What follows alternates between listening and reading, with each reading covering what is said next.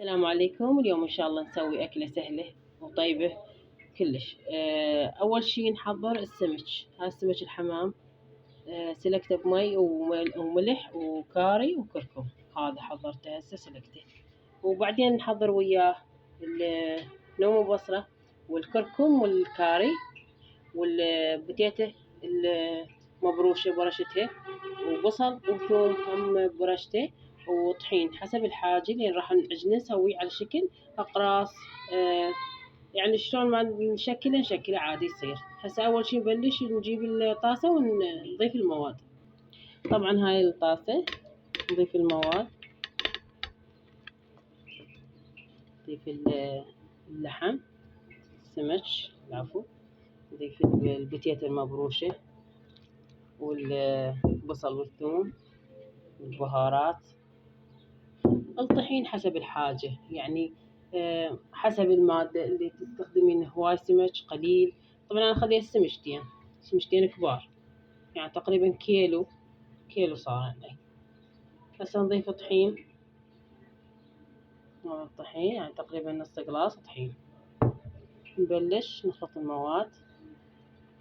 طبعا يدينا لازم مغسولات ونظيفات. هسه شوفي شلون جاي نعجنها.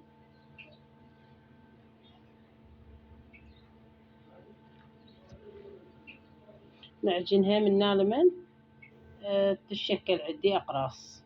المي حسب الحاجة، يعني حسب حاجة العجين مالتك.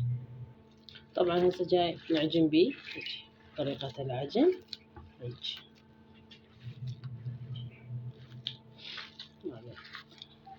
تقريبا خليت نص قلاص طحين، وشوفوا شلون صارت يعني هالشكلها.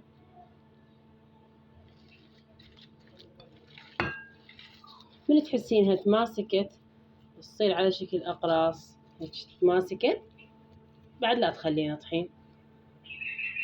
هسه نحضره بالتاوة ونقلي. طبعا حضرت التاوة هسه والدهن أو الزيت تحبين أي شي تردينه. هسه نشكلها إن شاء الله ونقليها.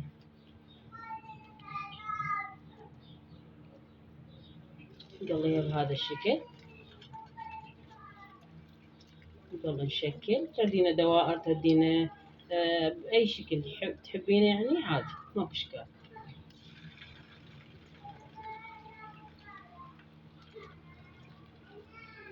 نظل مشكلين من لمن زين. إن شاء الله نشوفكم، راويكم الخطوة الأخيرة بالتقديم. بس هسه خلينا نقلي. هاي شكلها وطعمها حلو، وطبعا الجهال الصغار يحبونها لأن ما بيها لا عظام ولا شي. أنا طلعت العظم من سلقتها، فردتها وطلعت العظم وترمتها بالسكينة عدل، ماكو أي عظام بيها أبد. هذا شكلها يحبونها الصغار والكبار.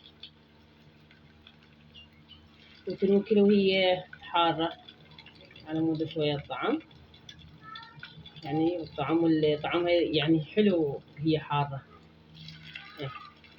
فهاي هي هسه إن شاء الله من تطلع براويكم إياها. وهاي أكلتنا خلصت، أكلة أصابع السمك المقلية وياها الخبز طبعا العراقي. وسووها وجربوها وادعولي، وألف عافية. ولايكات واشتراكات على مود نستمر بيكم، وشكرا. اشتركوا على قناتي وألف عافية.